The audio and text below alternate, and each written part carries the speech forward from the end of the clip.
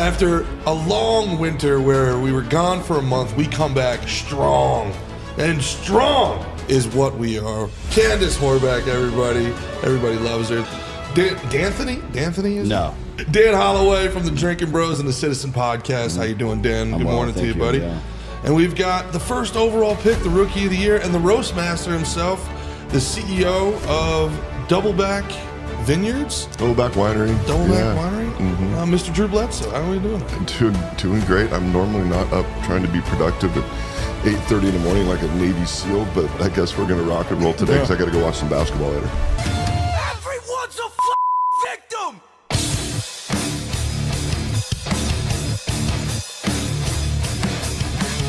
Let's start with your roast of Tom Brady. It was fun, man. You know, my favorite wine is our world-class Cabernet. Tom's favorite wine is, where's the flag? You dominated, man. Yeah, it was fun. You know, we look. The thing that people don't understand about what a pro sports locker room is that's what it is. You make fun of each other the entire time, and if you're not kind of quick-witted, then you just get buried. And if you ever show weakness, then you're in real trouble. Yeah. But it was really fun. I was pretty cool with it. I've been speaking in public since I was, 16 years old. But the people that were really nervous, my wife and my kids. My kids are all in their 20s. And all they hear from me, inappropriate comments and bad dad jokes. And so individually, each of the 4 kids called, like, all right, Dad, what are you going to say? Because you're going to embarrass the shit out of us. So that was my practice. I had to run through my entire deal with each of the kids and like, okay, that's pretty funny. All right, that was pretty good. All right, that one's pretty good. So yeah, it was fun as hell. I was glad I went early so then I could just party my way through the rest of the night because it's pretty nerve-wracking. I've never done stand-up. I've been in public a lot, but you do stand-up for the very first time with millions of people watching live on Netflix. We saw how that can go right after you with Kim Kardashian, who used her. Yeah, that was yeah. I haven't gone back and watched the whole thing, but somebody said now they've edited a lot of her stuff. They took out, the booing out. Yeah, they did take the booing out, which was sort of interesting. I don't know that much about I was kind of shocked that they booed her so loud. Like I didn't know enough to even really care, I guess, but. Man, people were angry at her. I think ambivalence is the appropriate response to the Kardashians. I mean, that's why would kind of what I would give a think. shit? Yeah, well, that was my take. But man, people were mad at her when she came up. Anybody? I don't even know why. You know why? I don't know. You know No, I don't know. Well, she broke Kanye's heart.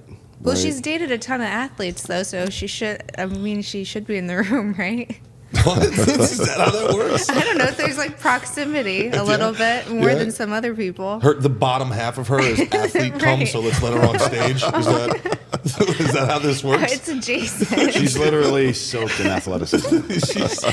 She's absorbing it by osmosis. Something think like that's how that. it works. Science, right? Yeah, It's science. Yeah. Pure science. Yeah. But listen, for if you've never done that before, Been soaked in athletic cum or what? Well, that's true. Yeah, either or. Which one are you talking about? They're both difficult to deal with. And this is Doubleback. When we talk about being soaked adjacent, is that a Merlot or Oh boy, Chardonnay is boy. one. So when you were writing, were there anything that? Well, I'm assuming you were involved in the writing process, but you probably had writers, right? The writers helped. It was probably 2/3 kind of my own material, and my wife threw in one joke, which was funny because everybody thinks she's just this cute little sweetheart that's so nice to everybody, and then she threw in just an absolute bomb. But yeah, the writers helped. We had a few meetings. The only things off limits and no craft, massage jokes, which that's why Jeff got in trouble with Tommy. He's like, we talked about this and that's off limits. And then obviously, nothing about the kids. But other than that, it was no holds barred. The funny thing is, I thought I was kind of being mean, and it turns out I was the nicest one. Yeah, you had tasteful anti-Semitism. Yeah. The second best number 11 ever to play for the Patriots is here, Julian Edelman. Jules is a true unicorn. He's a short Jewish receiver, but he also played defense. Belichick wanted him to play nickel. He held out for dime.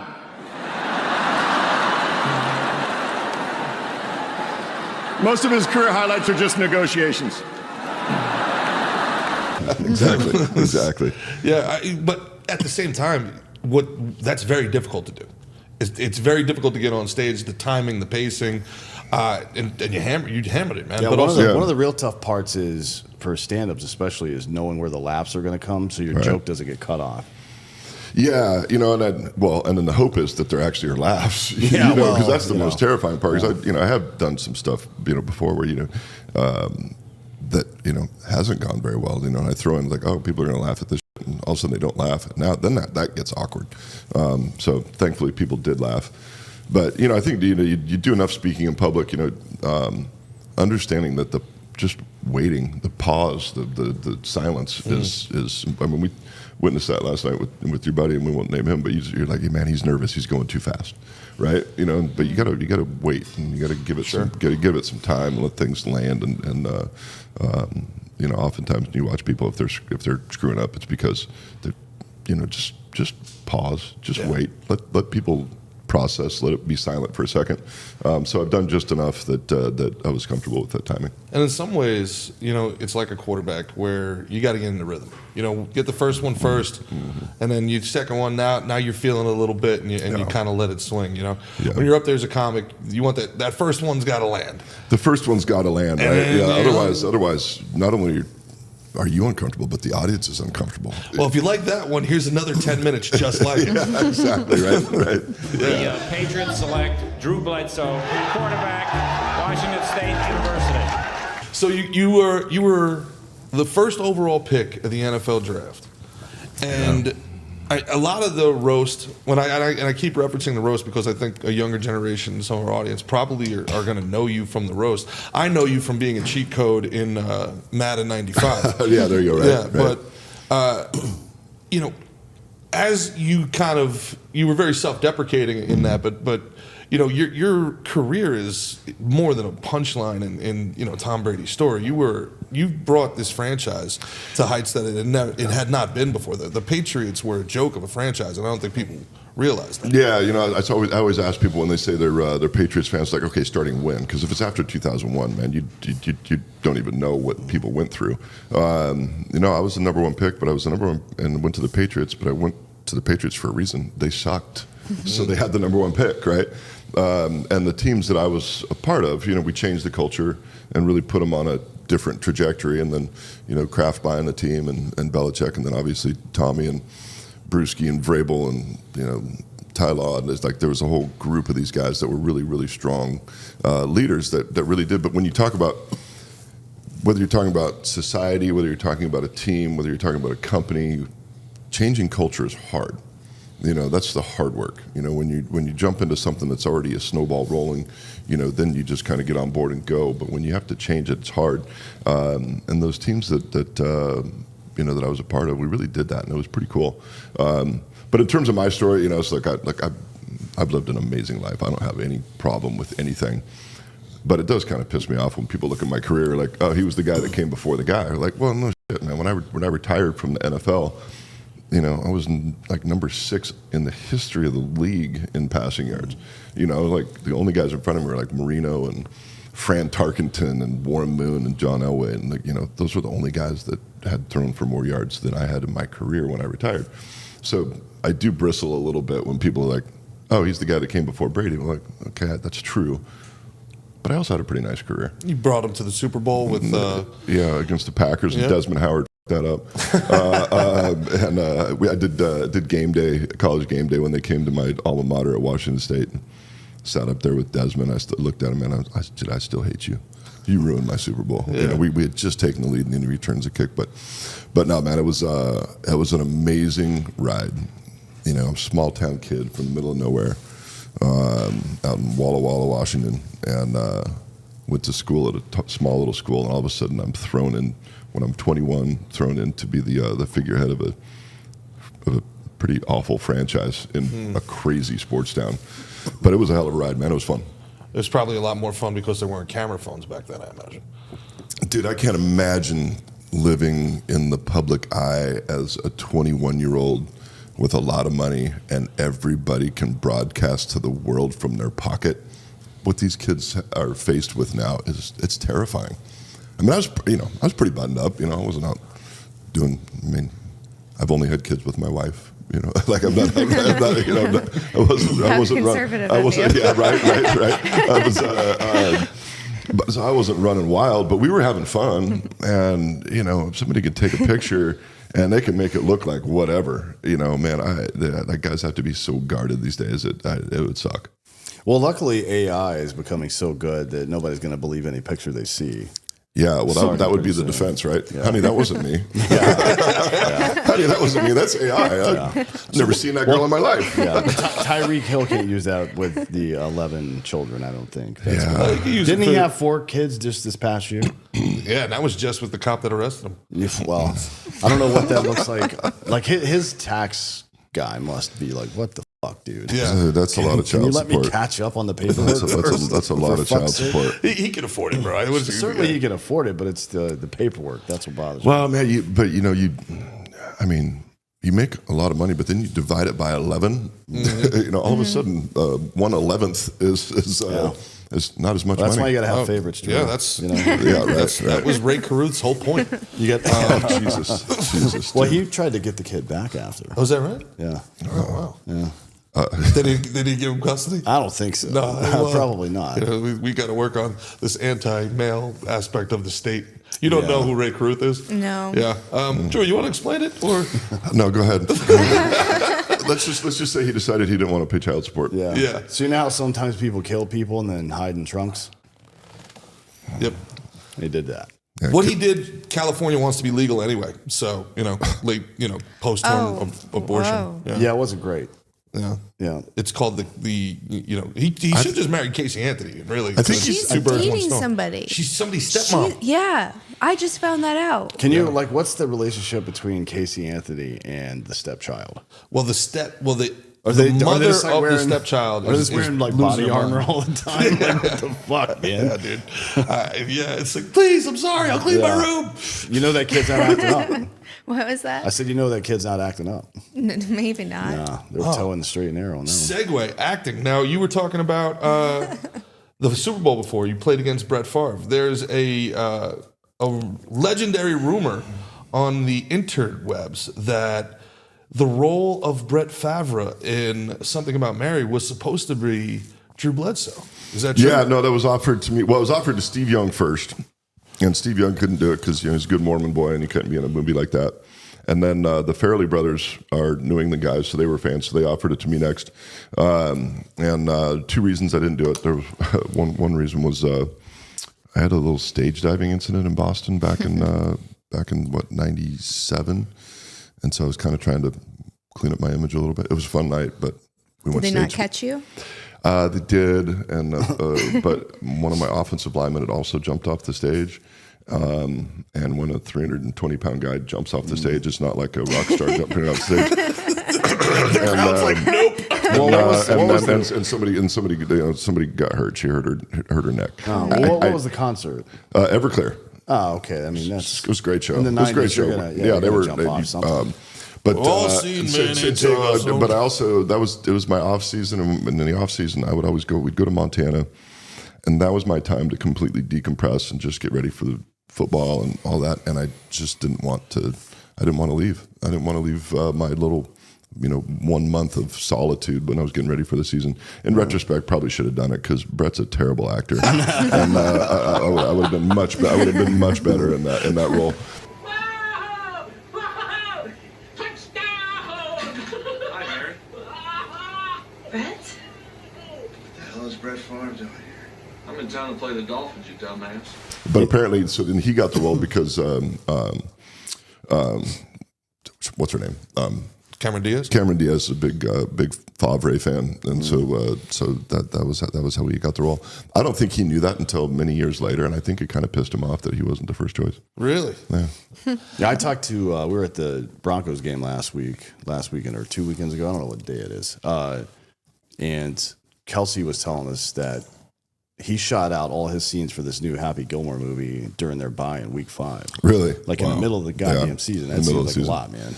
Yeah. It's like just, I mean, I guess that's early in the season, but still, the NFL schedule's getting more and more brutal these days. Yeah, they're going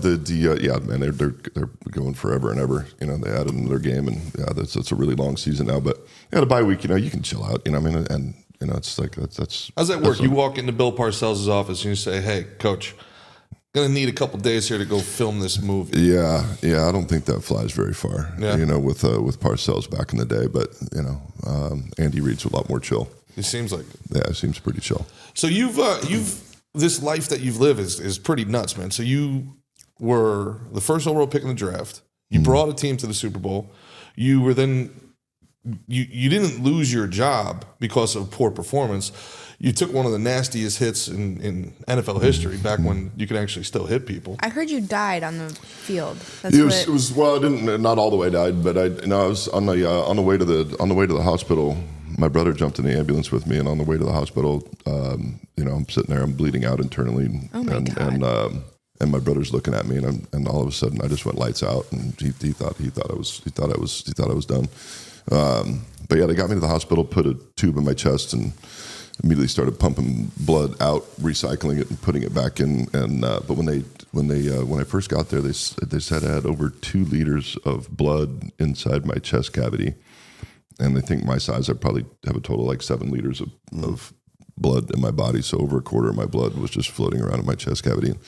I was bleeding out about 1 liter an hour, and so yeah, it was gnarly. I didn't know that at the time, you know, but I did. And here's my. If I'm going to be like super proud of anything in my career, I never stayed down. I went back in that game after I got hit. I went back in that game, and then they took me out because I also had a concussion and I couldn't remember my plays. What was it that happened? Did it rupture your spleen? Yeah, no, it was an artery in my rib cage and I cracked a rib, and instead of if it had just cut the artery, then it would have clotted and coagulated. Yeah. But it was kind of like, you know, the Titanic, how it went long ways down the Titanic. It was like it perforated the thing, so I was bleeding out. That's pretty bad luck. Pretty dramatic. Yeah, it was bad luck. But yeah, made it, and then this fucking Brady kid comes in and starts playing okay, and the team rallied around him, and next thing you know, they're in the damn Super Bowl, and so I shuffle off to Buffalo the next year. Well, that's not true though, because you made your big comeback in the AFC AFC I came back in the AFC game. Championship game, which was nice that Tommy to sprain his ankle and let me get a little taste.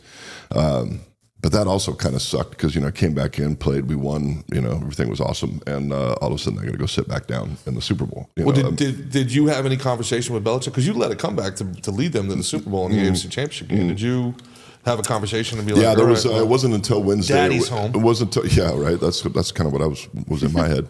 The decision wasn't made until till Wednesday of Super Bowl week. And that's when they said that Tommy was going to start the big game, and I was going to have to go sit back down. So, you know, it's like look, you know, yeah, it sucked. You know, didn't love, but I've always point out to people like, man, that was unfair. Like, no, let's not talk about something unfair in my life. You know, I got to be an NFL quarterback, man. They're paying me to play a game until I was 35. I don't get to say anything was unfair. You know, now did I love the situation? No. But, you know, still look back at it, man. It was a crazy experience. And then also, you know, you look back at, there's a great quote. If you ever watch there's a documentary about the Eagles, and they interviewed Joe Walsh, who's all just burnt out and drugged, whatever. You know, he's sober now, but his quote was, he goes, you know, when you look back at your life, it looks like this finely crafted symphony where everything was planned out. When you're in the middle of it, it's just chaos, and you're trying to react. And for me, you know, I look back at it now, and I wouldn't trade. I wouldn't trade the experiences I had. You know, I got to go play in Buffalo, which everybody thinks is the end of the earth, but it's awesome. The fans up there are pretty wild. They're crazy, man. People will take their shirt off in sub-zero temperatures and jump through fucking tables. You got to have some measure of respect for that. Yeah, respect. Respect is a word. We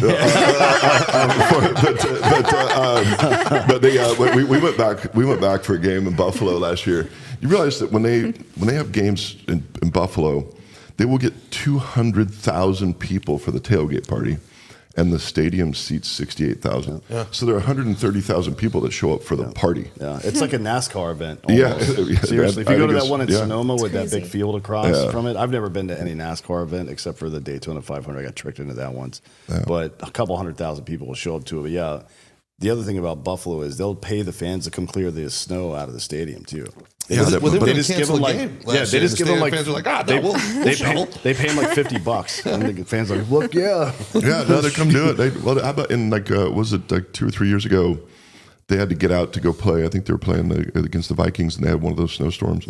Well, the fans are on snowmobiles going and picking up the players at their houses to take them to the bus to get to the airport because they couldn't get out. No, they're pretty hardy people, and it was a fun place to play. It was like playing in Buffalo. It's like playing professional ball in a college town is what it's like. You know, you're just kind of part of the community. You know, you go in and you go in and if somebody buys you a beer at a bar, they expect you to buy them a beer back. You're like they're not just like I saw your contract. Hey, here you go. You know, like, they're like, okay, no, now it's your turn. Yeah, right. Yeah, Marshawn Lynch, I don't think had the great experience that you had. He well, was going like, from this town's got a Applebee's. You go from you go from Oakland to Buffalo. That's a pretty hard, or actually not even Buffalo, Oakland to Orchard Park. You know, you're in like Mayberry. You know, that's a tough switch. I don't know what he was complaining about. He ate Skittles. What's there to do in this town? Well, you can watch the water go over the cliff here. Yeah, it's pretty cool. Just the water goes over the cliff. It does. Yeah, you had to find. Yeah, you had to find your own fun. You know, the fun was not all out there for you. Yeah. And the fun mostly out there is meth. You go to Rochester. And you can find that. You know, I've never dabbled. I've tried a lot of things. I haven't dabbled on the meth side. Yeah. But I'm only 52, so I mean, maybe. There's still time. There's still time. Don't cut yourself short. I don't know what age Joe Exotic got started, but he's doing fine. Seems like it worked out great. Seems like it worked out great for him. Seems like it worked out great. Whoever created those Bills uniforms that you had to play in was definitely on some of that sweet Rochester blue. Though. Okay, so here's a great Buffalo story, and this is now. I always thought this was kind of like just, you know, you see the memes after the Super Bowl where they send the shirts to Africa. Yeah. So you see the guys, hey, whatever, the Buffalo Bills shirts are coming next week. Well, I met this guy at a wine event who was from Africa, and he'd been in the United States for a long time now. But when he first came to the U.S., he was super excited to come and cheer for the greatest football franchise of all time, the Buffalo Bills. Because from 89 to 92. Because for 4 straight years, he had shirts delivered that said World Champions Buffalo Bills. And so he came to the U.S. He's like, the greatest football team of all time, the Buffalo Bills. And people are like, what the hell are you talking about? No, they win every year. It was like, oh, sorry, but no, they actually. So that actually does happen. They actually send those shirts to Africa. So he learned some stuff about Buffalo and about Africa. Yes, he did. You know, and that's, you know, somewhat similar to like what we were talking about before, where, you know, that team is thought of as a punchline now, where they're one of the greatest dynasties of all time. Name another team that's been to 4 consecutive Super Bowls. Can't. There aren't. Yeah, it doesn't exist. But all they're known for is, you know. So when you, because you're a Super Bowl champion, do you feel like that's your Super Bowl? Do you feel? I mean, it took me a long time to put that ring on. You know, I do take a lot of pride in that season because, you know, I could have blown it up. You know, I was the leader of the team, captain. You know, you could have made it about franchise guy. I could have been an asshole and tried to tear the whole thing down, and instead I, you know, did right and supported my guys and supported Tom, and then, you know, like I said, I did get to come in and play in the championship game, which was good. But it was very bittersweet. You know, it's like, look, this is my team. These are all my guys I've been going to battle with for a long time, and we win a championship. But I'm not the guy on the field. That hurt, you know. It hurt, but I'm proud of it. You know, I pull that ring out every now and then, you know, so I'll throw it on. So I do take pride in it, but it took a while. And then you were the quarterback of the Dallas Cowboys. I mean, I got to be quarterback for the Cowboys. When you're a quarterback for the Cowboys, nobody is ambivalent about you. They either love you or hate you, and that's kind of cool too. It's like pitching for the Yankees. You know, it's like people have feelings about you, even amongst your own fans. Yeah, I'll do my shoot, dude. Man, we grew up on the West Coast. I had a lot of buddies that were Niners fans, so they hate the Cowboys. And so, like, well, I guess we'll cheer for them while you're there. But after that, and then when they, you know, when Romo came in and replaced me, then they hated me more. So, but yeah, it was cool. It was a cool experience. Why do you think so many top picks don't pan out. Your first overall pick, like you said, you went to a bad franchise. I personally hate the draft. I think the draft is a horrible thing done to all athletes that you don't get to choose where you want to go. Like, it's not, so, imagine you're, there was a guy named Maurice Claret, for example. He had one of the greatest seasons. He had one of the greatest freshman seasons at running back ever. Yeah. But you're restricted from playing professional football entering the draft until after your third season or your age 21 year, whichever comes first. Now guys are 21-year-old freshmen. I have no idea how there's guys that are 27 still playing. Well, you can college. It's like it's nuts, yeah. But you're restricted. And imagine, you're a genius computer engineer, and Apple wants to hire you for $1 million a year after your freshman year, and then they're like, well, you can't do that. And also, by the way, you were drafted by Zara, so you got to go work retail. Like it makes no sense, So when you're a good player, the best players in college football, the unfortunate dilemma is that the team picking at the top of the draft isn't only picking at the top of the draft because there's some sort of serious dysfunction in the organization.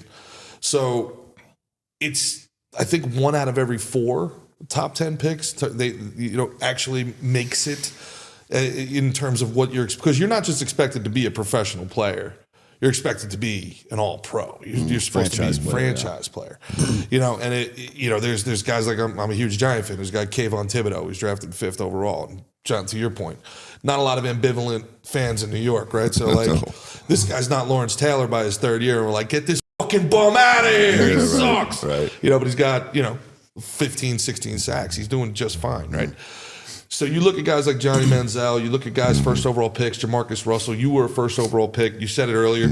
You're 21 years old. You're the face of a franchise in a city. You got women throwing themselves at you. How do you handle that? And why do some guys seem to handle it better than others? Yeah, it's a very seductive lifestyle. You kind of just have everything at your beck and call, and you got some money. And the funny thing, I was just talking about this last night. Back in the day, they couldn't. When you were in college, if your coach couldn't buy you a sandwich, that was a violation. Yeah, you couldn't have anything. Right? Terrell Pryor got a tattoo, and then the minute that you all of a sudden now you sign, you have money. Well, then you can't pay for anything. Everything's free. After you have money, everything's free. The statute of limitations are off. So did you get some under the table? I got none, man. I was so pissed, man. There was one year. They ran this article in my hometown paper about Washington State, my alma mater, paying players, and I'm like, "What the fuck?" I'm the quarterback. They didn't, and I didn't get offered. I'd love to say that I'm very, have great morals, but I didn't even get the opportunity to say no. Well, it turns out it was an April Fool's joke. And so no, I never did get paid. I'd love to stand here and tell you I wouldn't have taken any money, but when you're 18 years old and somebody hands you money, you probably take it. But yeah, no, with the top picks, especially at quarterback, you got to come in. You have to have all the emotional components. You got to be emotionally stable because it's going to be hard.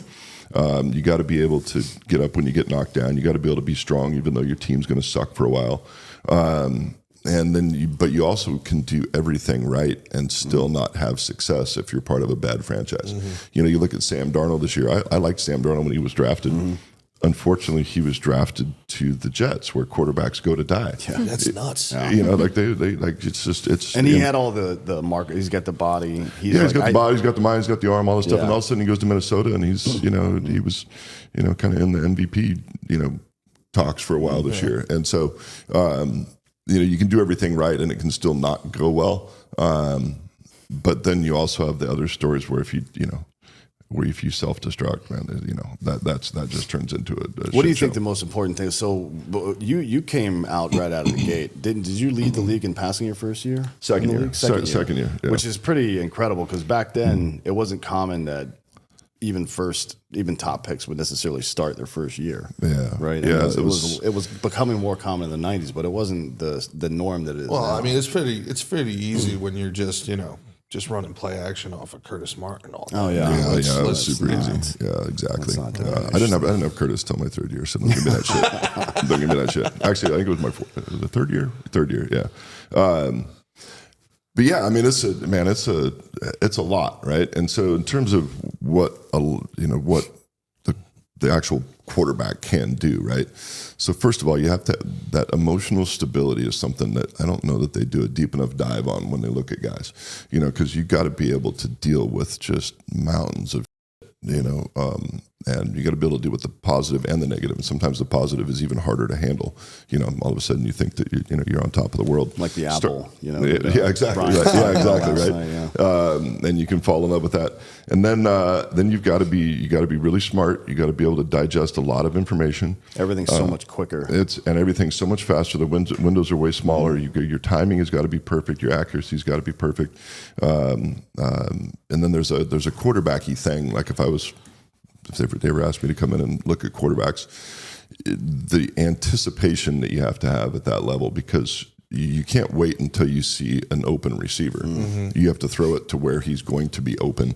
And I watch some quarterbacks that come through, and you're like, they've got all the things you can see, the size, the arm strength, all of this stuff. And then I'll watch him play, and if I'm at, you can pull it back and watch from.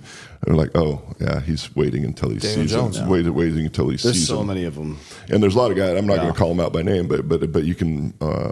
But I can see that really, really quickly, and then you see other guys. You're like, oh, he's the ball's out of his hands before that guy's open. That guy's going to have a chance to be successful. And at the college level, they're just so open.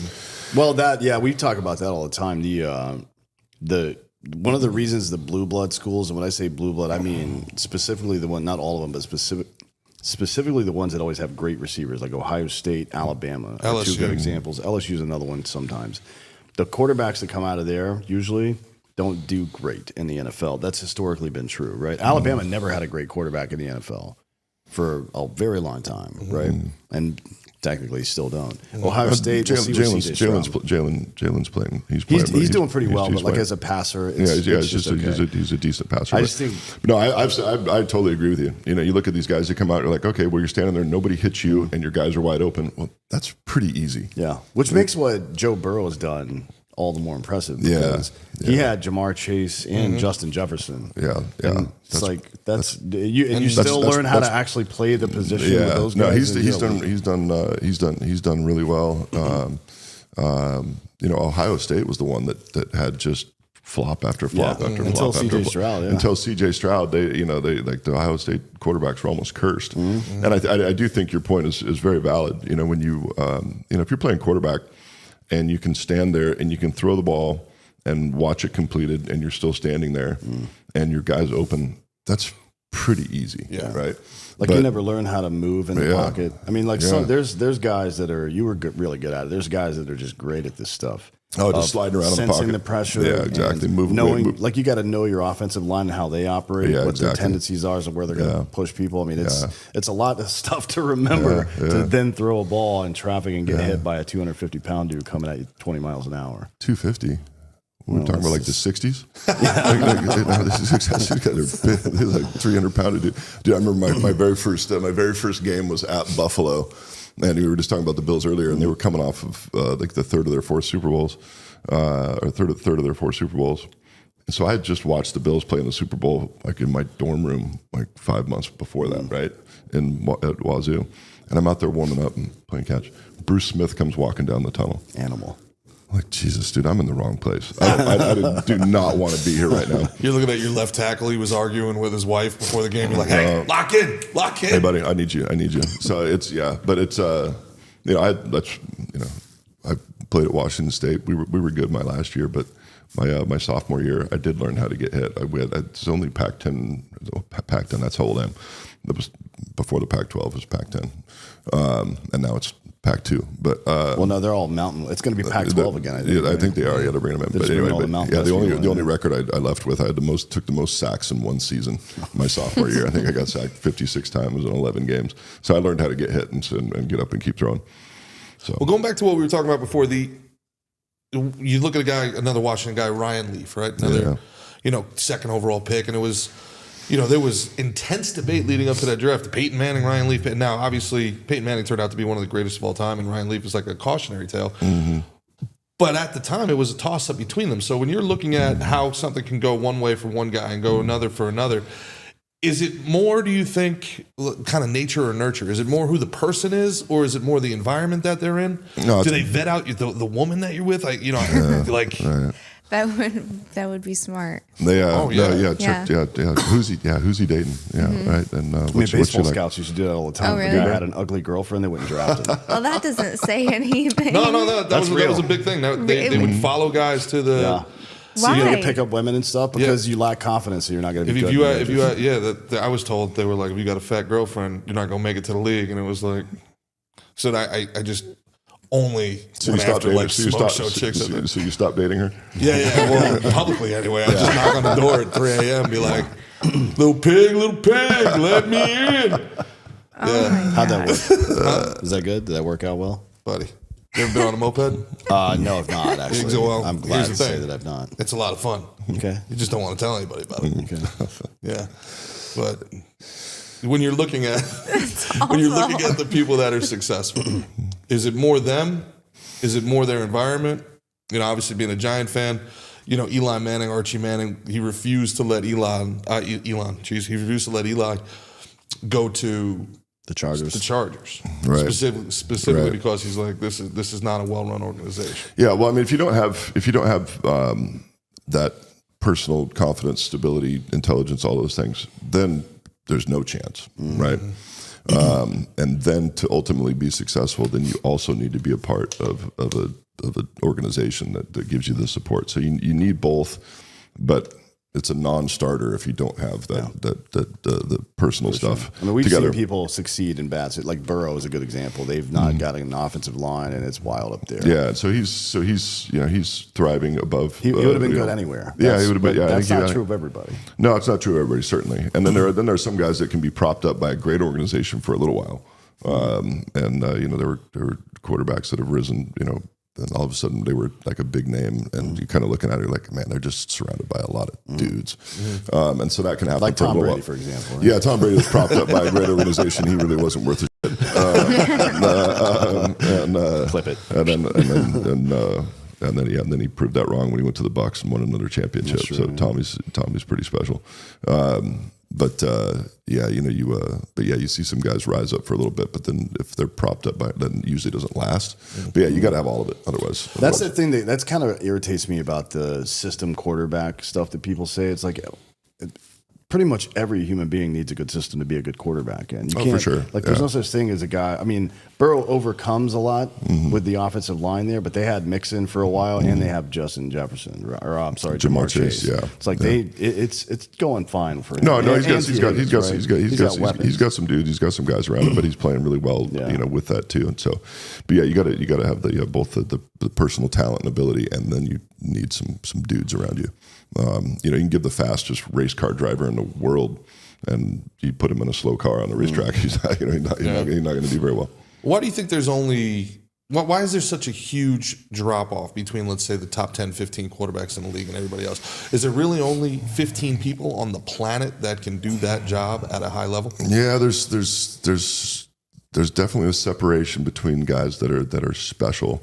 There's probably I'd have to go back and probably have to go look, but there's probably 10, 12, maybe 15 that are truly special. And then below that 15, there's probably 1,000 guys, that are competent, that you put them in a good situation, they're going to be able to operate, right? But, the Josh Allens and the Joe Burrows and these top guys, man, they're like Justin Herbert. I think he's truly special. And watched the game yesterday, and his receiver can't catch. Like, two of his interceptions, including pick six, go right through a guy's hands. There's only so much he can overcome. Yeah. So how has your football career helped you in translating into what you're doing now? Yeah, and into business. It's amazing, man. It's like, I think our team gets tired of hearing this from me, but, at a high level, running a business and quarterbacking a team are kind of the same thing. It's the same things that we're talking about that allow you to determine your success or failure. You got to have a great team around you. You've got to plan. You've got to execute with precision. You've got to embrace adversity. When adversity comes, you almost have to look forward to it. You have to adapt to everything that's changing around you and be nimble. So at a high level, they're very, very similar things. Making wine hurts a lot less, unless you drink too much and I wake up with a little bit of a headache. But yeah, the translation is pretty direct, and that's made it a lot of fun. How'd you get into wine? Was it when we like wine? We like wine. It was the obvious reason. Well, you're from Walla Walla. So I grew up right in the town where the winery is. So that's where I grew up. We like wine, got into wine, and then discovered that my little hometown was making some of my favorite wine in the world. And we would do blind tastings with the guys. Guys would come over and bring fancy, expensive stuff from Napa and Bordeaux, and we would put them all in paper bags on the counter, and I'd put something from my hometown in the lineup against these big boys, and we would win. And I'm like, shit, my little hometown's kind of kicking ass. So, when we had started planning for that while I was still playing ball, and so when I retired from ball, it wasn't because sick of football. I still love football. It's fun. Still a big fan of the game, but I didn't leave because I didn't want to play football anymore. I left because I wanted to go start the next thing. And it's been when was cool. that you started the winery stuff? So we bought our first piece of ground in 2003. That's early. And I played, my last year was 2006. So we had really kind of started down that road a little bit. And but then the business began in earnest in 2007, the year after I retired. Yeah, I mean, it's 2010, 11, 12. Eastern side with the whites was already kind of popularized, but the reds up near like Woodinville and stuff like that didn't really, like Chateau Ste. Michelle and Columbia Winery and stuff, didn't really get big until 2012, 13, 14. Yeah, it was starting to go. When I graduated high school in 1990, there were 5 wineries in Walla Walla. Now there are like 140, so it's really grown pretty dramatically. It really was like the 90s and early 2000s. It really exploded, and it's become a thing. Yeah, it's cool, man. There's a lot of people making killer wine, and it's fun. Probably the biggest difference though is like, when I was playing ball, the other team, I wanted them to lose, and I wanted them to lose bad, and I never wanted them to win another game. In the wine industry, especially where we are, I need if my neighbor's good, that's better for me. So we share information, we're cheering for each other and wanting each other to be successful, and then amongst that, then of course we want to be the best. But there's like this mutual competition, which is pretty fun. See, I grew up middle class in Jersey, so I assumed for the first 30 years of my life, all wine came in a box. So, and then, Candace has been broadening my horizons. What are some of your favorite? Every time, I don't even want to know the price really of some of the stuff. know wine. I just know, and I'm terrible because I'm like, oh, if it's really expensive, it's good. But no, I feel like I can taste the difference, but my favorite thing is ruining food and wine for people. So someone like Gerard who drinks boxed wine and goes through drive-thrus, I'll take him somewhere really nice. Then he's like, I can't ever eat this trash The again. drive-thru was unnecessary. I was sorry, but yes, yeah.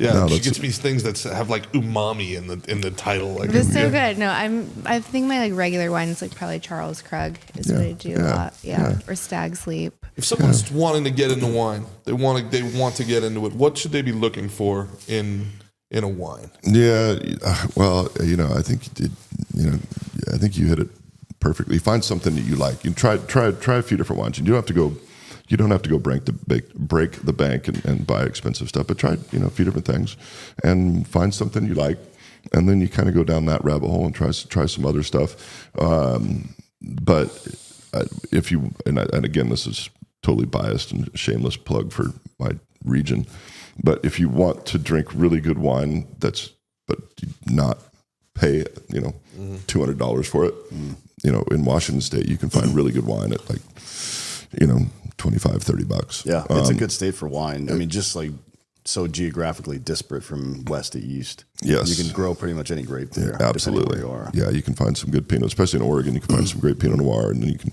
Cab Merlot, Syrah, where we are on the dry side. But you can find stuff there, and then you can experiment a little bit and try different stuff, figure out what you like. It's, wine's intimidating to a lot of people because they think you got to be like this wine geek and wine people are annoying. Like let's just say wine people they think that you got to. I was like, don't give me that shit. Just find stuff you like. When you do the tastings, do you spit out the wine or do you drink it? When we're doing tastings, like to really put together specific blends, I'll spit it out. And I think that's it's blasphemy, really. I mean, it's not one that's such, but I think it does help. There's a piece of it that kind of concentrates your palate if you're not, and plus if you're doing that, you start to get enough booze in you, and all of a sudden it can dull your senses a little bit. So we will, when we're doing, tastings on purpose, we'll spit it out. I don't like that though. No, I don't it's made to be consumed. No, I was told by a rich guy that the wine game for him is to find wines that are good before they become highly marketed. And he was trying to explain, I think he used cake bread as an example. Like, he could buy, he was part of this wine group, and you buy a bottle of cake bread for like $12 back then. And then a year later, it's $200 a bottle. And he said, and the fun part about it is that when they become that commercialized, they're no longer the same quality that they were. Now, when you go from like, I don't know, a couple of 10,000 cases to 3 million cases in a year, there's no way you can maintain the quality of that, in my opinion. Like, I just don't see how you can do it. No, you can't. And you've seen that happen with some brands where they were like that. They were really high quality stuff, and now you go open a bottle and you're like, oh man, almost can't drink it, which is sad to see. But yeah, you can't maintain that same artistry at scale. You see that happen in booze too. Like I used to, I probably don't want to. What the hell? Casamigos, when they started, it was real tequila, and it was good. We loved it, right? And then they sold, and now you go get it, and it just tastes like vanilla extract. Like it's not. But they can't. You can't make 1 million cases or 2 million or 5 million cases of it and have that all be pure agave, right? There's no way. Yeah. And so that's why we're well, never say never, but we'll never go down that road. We want to maintain the artistry of what how do you balance becoming hyper successful with your business aspect of it without losing the quality of your product? We scale very slowly, and most of the fruit now comes from our own vineyards. We grow our own fruit, and we can kind of slowly grow into that. But we'll be about 20,000 cases this year. Started out at 600 cases with the first vintage, and we've slowly grown into that. But it's all from our own vineyards. We have really tight quality control, so we can do that. But we can't go from 20,000 to 200,000 cases, and maintain that same quality. Which lifestyle does your family like better, the NFL lifestyle or the stay-at-home? I think entrepreneur. I think my wife would say whatever keeps me out of the house that she likes. It's funny. Our kids were young when I was playing ball. I think Stu was. I think he was 8 or 9. He's our oldest when I finished playing ball. And I don't think that it really occurred to them very much that my job was different than anybody else's job at the time. Yeah, my dad was in a video game too growing up. So I get it. Yeah. Oh, they would do that when they did come in. They're playing Madden or whatever. Dad, you threw an interception. Like, no, that wasn't me. That was you. I didn't have the control. Well, your dad was in Grand Theft Auto. That's right. right. Different game. Oh, that's cool. At least you got to see him. Right? Yeah. Hard-working guy. I'm gonna go hang out with Dad in GTA. But it's funny now, like my daughter, she was so young, when I was done playing. I remember we went to Boston for the first time with the family. And I think it was when I went back they put me in the Patriots Hall of Fame. So we went back and we landed at the airport, and we get off, and like a couple of guys immediately come up to me and like, hey, can you take a picture? Can you sign this, whatever? And she comes over and she goes, Dad, how do you know them? I'm like, I don't. Well, what were you talking about? How do they know you? Like, it was so out of her, consciousness that that thing was a big deal back in the day, and so it's fun. It's fun, for me, and it's fun for them to go back and be able to kind of touch that, and go be a big deal for a little bit, and then most dads can't continue impressing their children into adulthood. Especially girls, there comes a point where they're just not impressed by anything you do, no matter what it is. And then I guess as an adult again, it comes back maybe. Yeah, once they get a little older, they figure out that we all go through that transition, right? Where your parents are stupid until you get to a certain age. Like, oh, maybe maybe I should actually see what mom and dad think about this.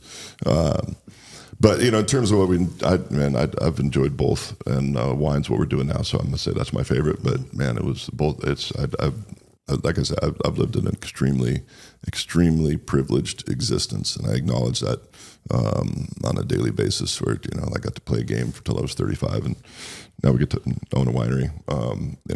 It's been a cool run, and I embrace that and love every bit of it. It's not it's not always easy. There's trials and tribulations that come to everybody, but we're enjoying the wine thing. It's a good mindset to have, though, because there's a lot of folks, and I think you see it more now than you have in the past, but people that think that there's a certain level of success they're going to achieve where their problems go away, and that's a dumb way to go through life. Like, you're in for some real fucking shock and disappointment if you think that way. Yeah, no, you get if only this, if only I had this much money, if only I had that, then everything, all the problems would go away, and that never is. That never is the case. You see a lot of celebrities fall into that trap. Celebrities and wealthy people who end up, like Kate Spade, for example, was at the top of whatever game she was in, and then she kills herself, right? Did she really? Yeah. I don't know. Well, that was a long time Billionaire. ago. Yeah. Really? Yeah. She was a billionaire. So are you one of the parents that intentionally introduces adversity for your kids because you are successful and you have money and all the things? Yeah. No, I don't intentionally. We never intentionally created adversity for them, but we also never shielded them from it. You're going to succeed, you're going to fail, but we've always believed in real world consequences. We would give them guardrails. We're not going to let them hurt themselves. But yeah, do you think that's a good idea? Try it, see how it works out. I can tell you, but you should probably jump off of that and see what happens. And so they've they're all doing well so far, and they all want, none of them are working for our business. The boys are all out of school. They all have their own jobs. They're doing well. But I think they wanted to go plant their own flag in the world. We had the conversation a number of different times. They've gotten to do cool stuff growing up, and they've lived a good life, but they also understand that they're not rich. Mom and dad are rich, and if they hang out with us, we can do fancy stuff. But if they want to do fancy stuff on their own, it's going to have to be their own dollars. They're going to have to make it their own. They're doing well so far. So far, no major catastrophes. That's what Shaq does. So Shaq told his kids, "You're not rich. I'm rich, and you're not getting any of this money until you at least graduate college." See, he has the 3-degree thing. Yeah. I don't remember what all of them are, but I would never force my kid to go to college because I've wasted so much money. I don't use any of it. He's not worried about money. I think he just wants to make them accomplish something. Yeah. You got to do something on your own. We've all probably in our lives been around kids that have been handed everything, and that almost never works out. They're assholes. Yeah, they knew that back in ancient Greek days, where they would say, the parent that gives their child everything they never had turns them into everything they never were. Oh, there you go. And that's the paradox, right? It's like you've struggled and you want to create this world for your kids, to help them avoid the pain that you endured, but that pain is what made you the successful person that you were, for sure, right? For sure. Now you've been highly successful, and you've been around highly successful people, winners, both in leadership positions. We talked about Belichick, Parcells. What have you learned from them that our listener, the guy that maybe wants to start his own business, the person that wants to go out and succeed in whatever challenges that they're facing? What are some pieces of advice that you've learned along the way that you can offer them? So number one, seek out great mentors.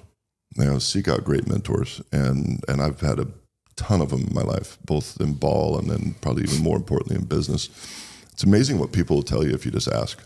Like they'll give you the answers to the test. One thing that I did probably 12, 15 years ago, we started a peer group with some other business guys and Ben, some guys different industries, and we'd sit down once a month and just throw all our problems on the table in a confidential manner and and have like almost this like personal board of directors. And they've helped inform a lot of the decisions I made. But, you know, I would put that at the very top of the list is find yourself great mentors and then listen, you know, and I think that's one thing that is hard sometimes, especially for like an athlete where you're like, oh, I'm 10 foot tall and bulletproof and I've got all the freaking answers. You know, I walk on water. I was a quarterback, right? But if you humble yourself and you're like, all right, look, I don't know the end, and you find those right people, they'll tell you. And that's been probably the most important thing for me as we've gone into business. Recognizing that I don't have the answers, and a lot of times I don't even have the questions, right? You know, so it's like you get into business, you're like I don't even know what question to ask right now. You know, then you figure out what questions to ask, and then you find the right people that'll give you the answers to the test. Yeah, I mean, the way you talk about creating managed growth is something that most people in young businesses don't even have any concept of, and it fucks a lot of businesses up too. I mean, because they'll take one of the big mistakes they'll do is they'll take large sums of private equity way too early in the process, and you spend your way out of lessons you're supposed to be learning, and you fuck up your entire company and drive into the ground. I mean, I've seen that happen so many times. Right. Yeah. We were lucky to, like, at Black Rifle, we were lucky to struggle, to be honest. Yeah, right. Like, we fucked up so much stuff. We had no idea what we were doing. So it costs money. Yeah. And the first couple of years, it was like, hey, let's make this dumb video about this stupid shit. And like, all right, cool. And then, you know, maybe we'll get sued or whatever. But, you know, it all worked out in the end. But yeah, it was, I think it's important to do stupid shit sometimes. Absolutely. Well, there's a great list, if you can go find it, of companies that were started in a depression or a recession. And they're all the biggest companies in the world. And a lot of the reason, it's exactly what you're saying, a lot of the reason that they became super successful is that they started their businesses in really hard times. And so when you go through hard times, you have to have discipline, you have to have perseverance, you have to really, you know, tighten things up, and you have to be really great at what you're doing. When the whole economy is racing and everything's going, you can be lazy and get away with it. And then when hard times hit, then you're screwed. Yeah, and confidence doesn't scale. I mean, if you're shaving off 10, 15% of your net revenue right now through incompetence, it's going to go up to 30, 40% when you start scaling, and you're fucked at that point. There's no way to come back from that. Right. Because you go spend a bunch of money on infrastructure, you buy a new warehouse or something, like, oh, now I can't afford any of this. But I think athletes do have a superpower when it comes to this stuff, though, because, you know, you've been learning pattern recognition your whole life. You've been learning, you know, how to adapt and overcome. There's no like, oh, well, you know, they got us. I guess we'll just roll over. No, it's like, hey, we're going to fight. Is that the rule, though, or the exception? Because don't most athletes, just like a lot of other people that make Can I get another water? That make money in kind of a shorter amount of short window, they blow it all. Well, right? I think he's talking about athletes that actually get involved in business. Most of those people are like just spending money college on their athletes. Like your kids are college athletes. College athletes, I feel like, make exceptional entrepreneurs and employees. They know how to work as part of a team. They know how to adapt and overcome pattern recognition. You know, but there's also ego involved there too, and you know, it's very difficult to go from like when I played some minor league baseball, and even at that level, it was very hard to go from playing in front of 5,000, 6,000 people to then being like, hey, I need the TPS report at 5 o'clock. Right. You know, it's not, you know. Yeah, it's, you know, there are athletes that struggle, certainly, you know, with that transition because, and it's, you know, it kind of pissed me off, man, because ESPN did on one of the 30 for 30s, it was Broke. It's called Broke. And it was about athletes that, you know, piss their money away and screw up. And I was really excited to watch it because, like, okay, they're going to actually dive into the psychology of what goes on here. And instead, they made it an expose of guys that did stupid shit, which really pissed me off because it's a very interesting topic when you look at particularly professional athletes. Because, you know, when you're in high school, you know, you're the best. You know, then you go to college, and again, you're the best, and you walk on water, and everybody's blowing smoke up your ass all the time. And then you go to the pros, and now you got you know, everything. You got money, you got girls, you got, you know, whatever is just, you know, coming your way. And you also have structure, you know, tell you where to be, when to be there, what to eat, what to work out, you know, where to sleep. I remember when I retired, I didn't know how to go to the doctor.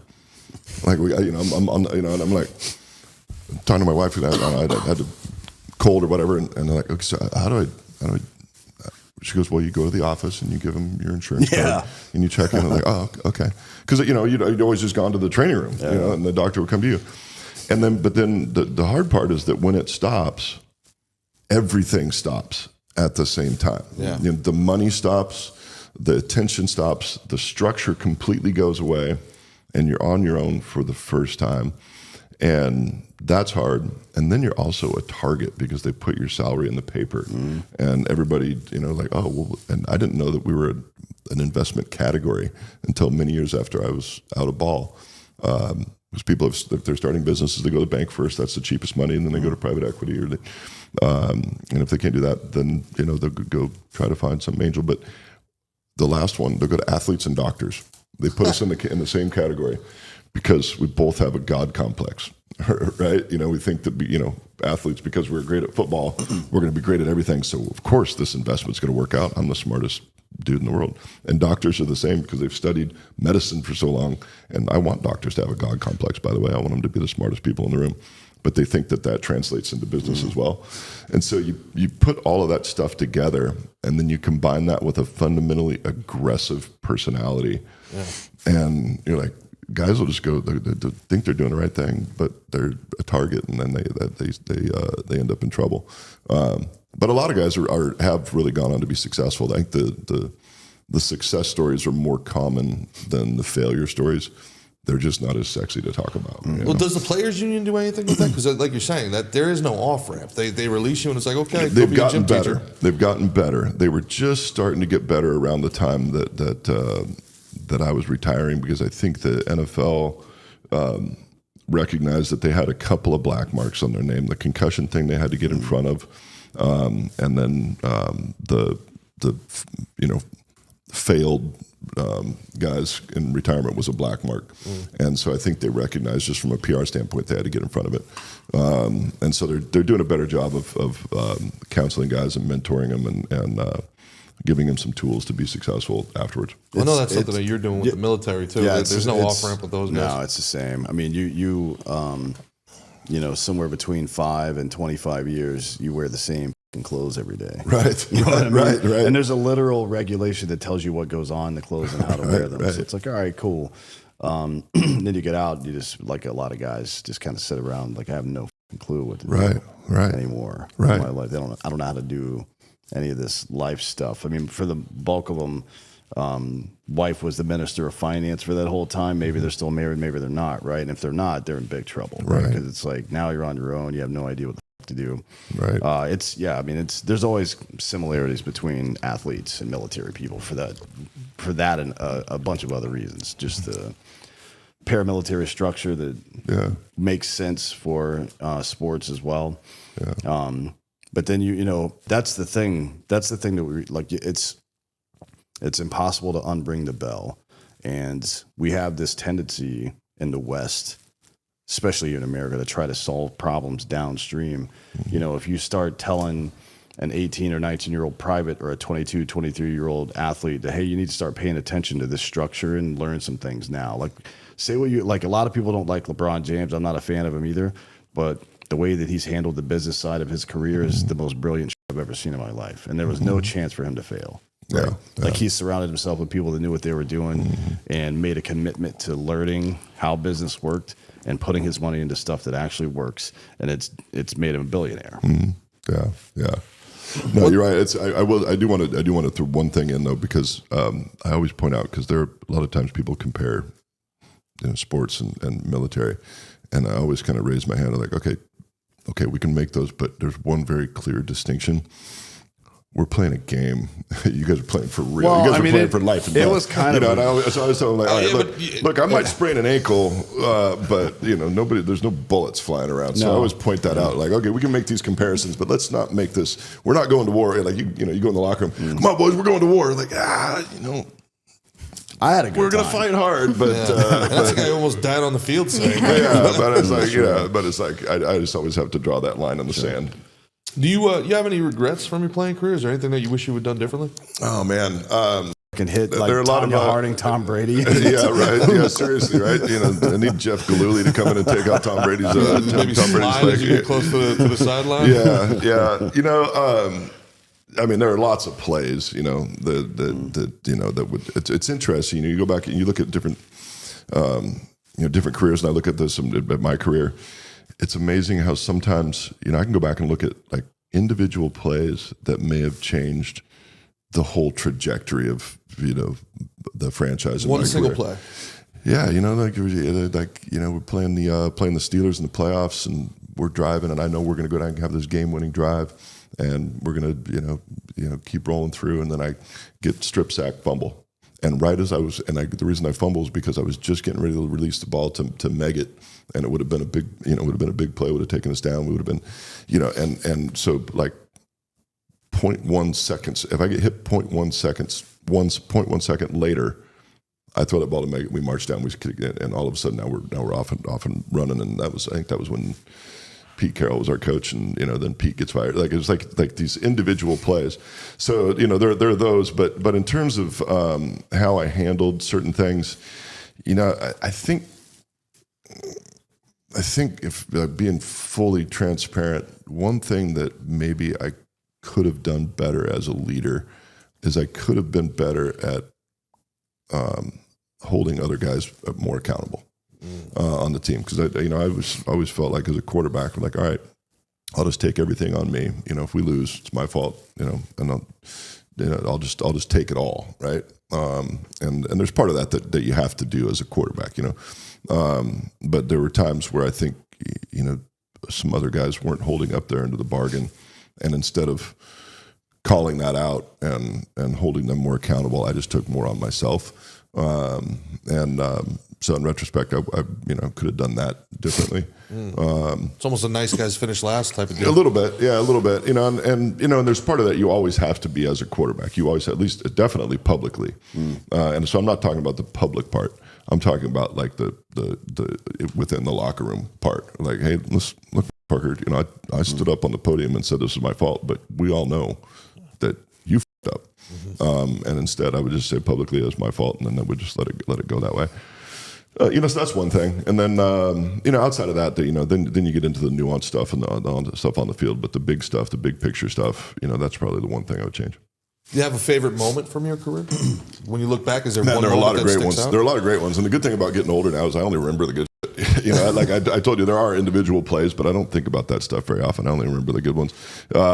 Let's see. I remember my second year, we came back and beat the Vikings in the overtime. And, that point we were 3-6. Things hadn't been going very well. We were down at halftime. It looked pretty bleak, and we came back and beat them in overtime. And I remember when I was in college, we had some good moments in college, and I would look back and it was just kind of a blur.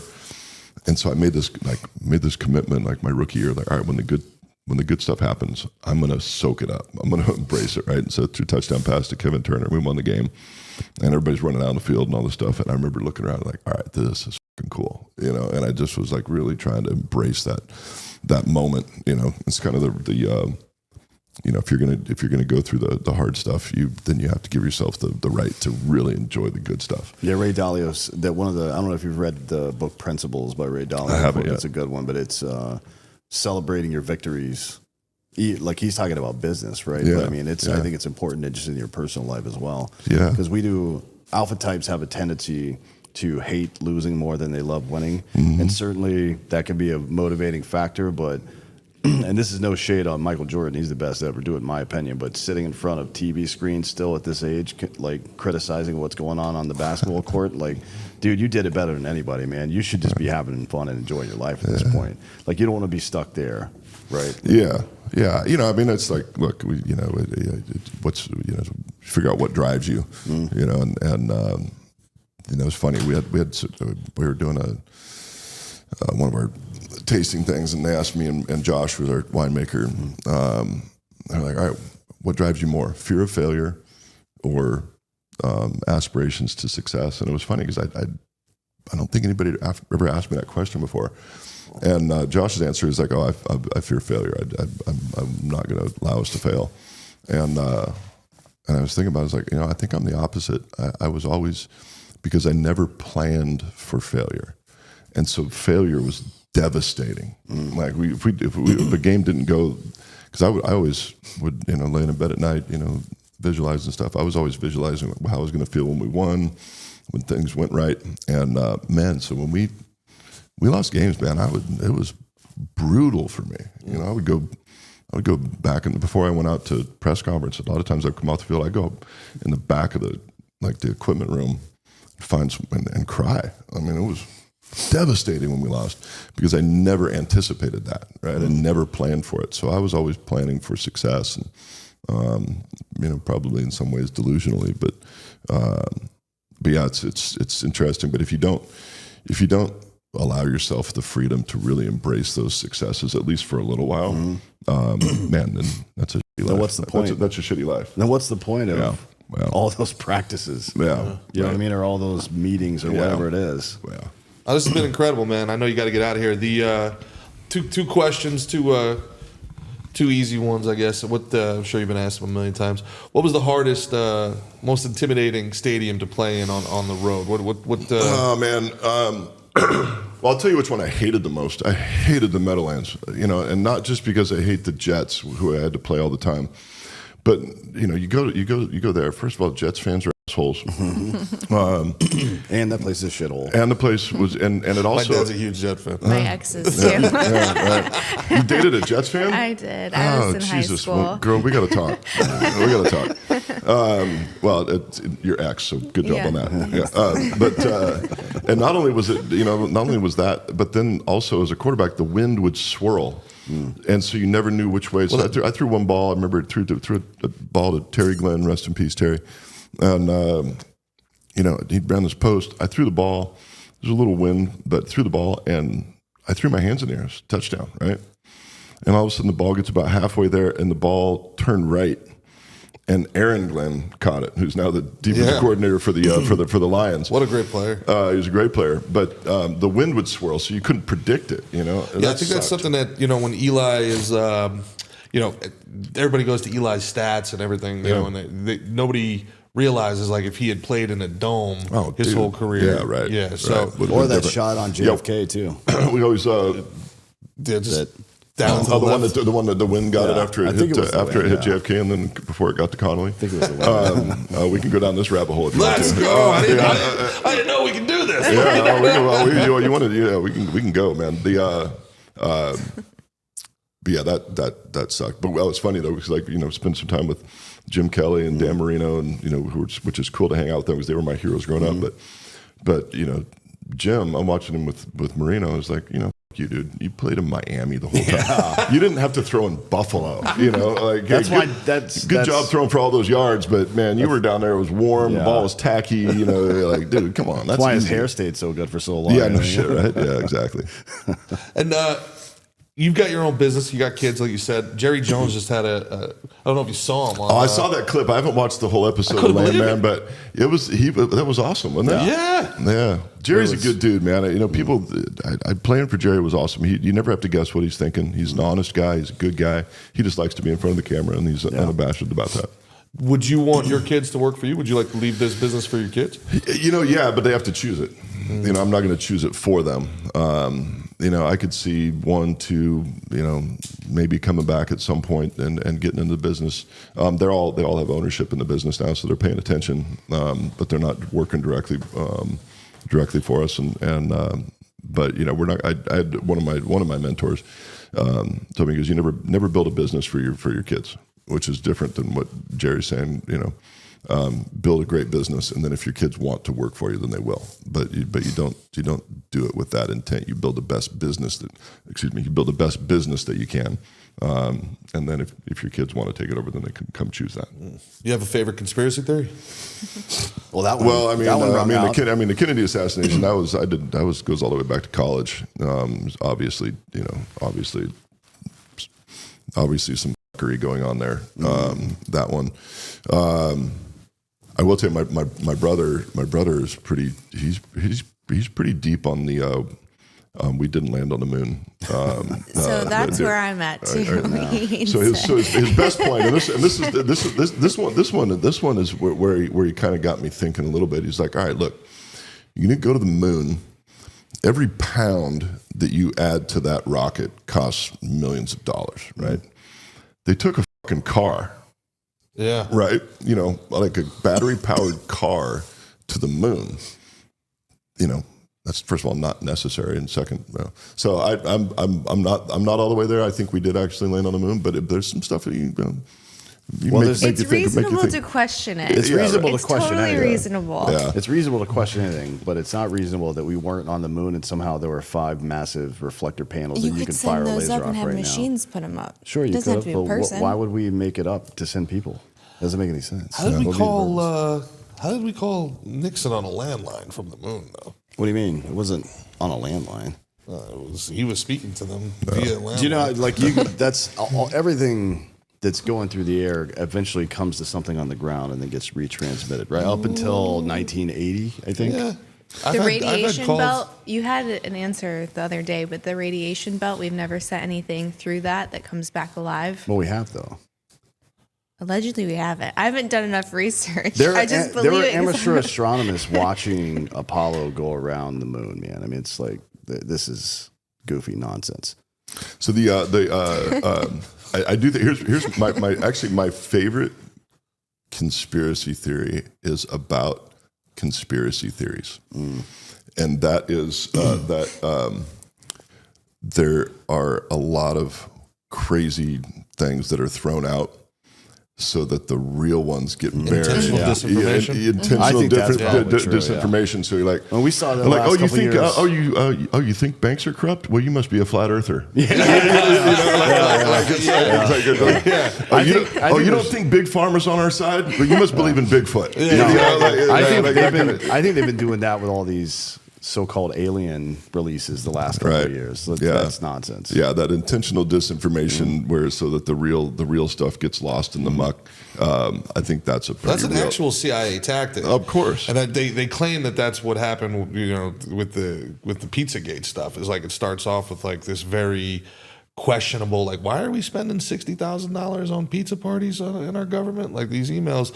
And then, you know, the QAnon stuff takes over and it's like, oh yeah, by the way, there's lizards in Antarctica. Yeah. And you're like, well, okay, so if you believe that they're running a human trafficking ring out of this, you know, highly questionable pizzeria in DC, well then you believe that there's alien lizards in Antarctica. And it's like, well, you know, Can we just start with the first one? Maybe. Yeah, let's investigate it all. Let's go look at the but that's obviously really happening. Or like, no, just look over. You know, it's like it's what magicians do. Look at this hand, so you don't see what's happening. So you don't see that I'm stealing your watch. Yeah, and to bring it back to football, I believe one of the best stories I ever heard was Mike Leach intentionally dropped a fake play sheet. Oh yeah. Of course he did. Yeah, that fucking guy. No, it was real. Yeah, I tried that once in high school. I was coaching high school, and we had a crosstown rival, and I left like a fake play sheet laying around. I don't know that they actually even found it, but I was trying at least. Yeah. Awesome, man. So I am eating a steak. And it's a delicious steak. It's about this thick, right? And I want to have a double back wine with that beautiful porterhouse. Which one am I having? Oh, just go straight for the double back Cabernet, bro. If you want to step it up, we make a little bit of a state reserve, just like 2 or 3 barrels a year. That's our very, very top stuff. But that was the one just got our first 100-point score. Oh, wow. Recently. Damn. On the estate, rare. Yeah, which was cool. It was a cool validation for our team. We actually our second cab. And this is something we're really proud of. It's our second cab was just named, which is just Bledsoe Family Winery Cabernet. Was just named number 17 in the world by Wine Spectator. These are imported old vine or they're new vine? These are the double back is 100% from our own vineyards, most of which we've actually planted, which takes a long friggin' time. That's why we're so damn proud of it. The Bledsoe Family Cabernet is roughly about 50% from our estate stuff and 50% purchase fruit. But that one, you know, the reason that it got so high on that list is we're able to deliver. It's the highest rated Cabernet in the United States under $90, and we price it at $50. And we're super proud that we're able to deliver that kind of quality at $50. But if you're going to have that big steak, grab a bottle of double back. You'll be happy. And you were saying last night, for the people that are getting bored with how bougie and corporate and commercial Napa has become. Come out and check out Walla Walla. Yeah, come check out Walla Walla. It's like going to Napa in a time machine. You go back in time about 40 or 50 years. It's still farmers. You drive through our cute little downtown. It's pickup trucks, not Ferraris. I mean, there are some Ferraris, and by the way, I love Ferraris. I'm not, but yeah, if you're out there, Ferrari, send them one. Yeah, Ferrari, if you're listening, please. I would. But yeah, you can go have a fancy French meal with great wine, but you're going to be sitting next to a farmer who's got dirt on his boots. Hell yeah. So it's a very real place, and it's a lot of fun. Awesome, man. Drew Bledsoe, tell them where they can find Doubleback. Doubleback, just go to doubleback.com or just search Bledsoe Wine and it'll pop up. We're about to release this week our 2022 vintage of 2022 vintage of Doubleback comes out this week, and it's fucking awesome. Well, I'll have to have Candace give it a case. See if it passes muster, because if she likes it, forget it. That's it. Everybody's we are. This is very real in our business. We try to make wine that women like, and outside of the obvious, make the women in your life happy and your life's better. For the sex.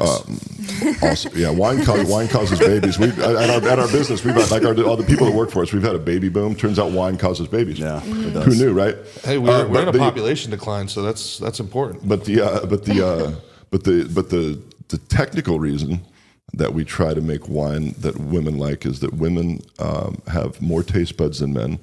Women can taste more nuance in food and wine, and that's science. It's true. Women have more taste buds, and so a female palate is more discerning. Can be overpowered by some of these massive wines with too much alcohol, too much oak, too much of everything. And so if we make a wine that's balanced and elegant, then females like it, and that's the profile that we're trying to go for. So yeah, I'll be super curious to see what you think. Yeah. I'll let you know. Did Bill Belichick teach you that about the chicks with the taste buds? Yeah, that's how you get a 26-year-old when you're 72. Dude, if that news had been out there during the roast, that would have been the only thing anybody talked about. He may have actually kept it under wraps because of that. Roast. Or he definitely would not have done the roast if that info had been out. I mean, you guys may have. Well, you definitely would have given a free pass, but the comedians for sure wouldn't. Oh, I would have gone after him. Yeah, I know. I would have gone after him. I was okay. So here's the one that because you do this stuff, and it's like the experience that we all have. Like somebody cuts you off in traffic or bumps into the grocery store. You're like, oh man, I should have said right. So you think about all this stuff after the fact. But here would have been the bit, right? All right, Tommy. Your relationships haven't worked out, but the dream's still alive. Maybe there's perfect woman out there for you, and maybe you find love, and maybe you get married again, and that marriage produces a beautiful daughter, and you raise her, and she grows up, and 20 years in the future, this wonderful girl graduates college and dates Bill Belichick. That's great, man. It's even better now that he's coaching college. Yeah, I know. He got her into UNC. That was part of the deal, yeah. Oh, man. For Dan Halloway, check him out on the Drinking Bros and the Citizen podcast. Citizen's doing great. Hard AF Seltzer. Doubleback, Drew Bledsoe, your favorite number 11. And the great Candace Horvath. Whatever you want to say is fine. It's too aggressive. It is. I'm Gerard Michaels. This has been a ton of fun. Later.